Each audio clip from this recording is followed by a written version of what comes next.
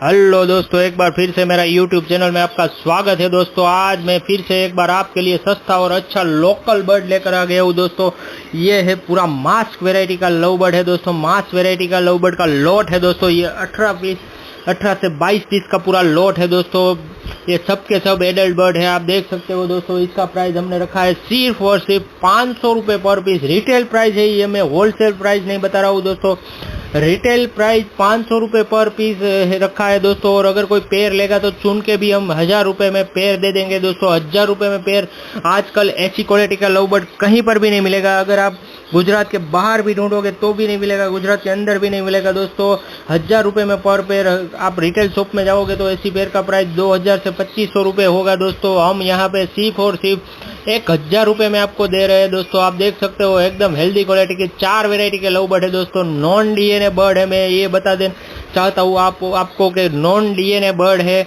लेकिन फिर भी 1000 रुपये में पेयर कहीं पर भी नहीं मिलता है। दोस्तों क्लोज रिंग भी नहीं है दोस्तों, पर सब के सब बर्ड एडल्ट है। आप देख सकते हो वीडियो के अंदर हेल्दी और एकदम एक्टिव बर्ड है। सब के सब कोई भी बर्ड बीमार नहीं है इसके अंदर। और ये सब मैंने जो परचेस किया है वो लोकल बर्ड है। दोस्तों ऐसा ही बर्ड का वीडियो हम आपके लिए लाने की कोशिश करते रहते हैं दोस्तों, कि आपको अगर आपका बजट छोटा भी हो तो भी आप बर्ड को परचेज कर सके दोस्तों।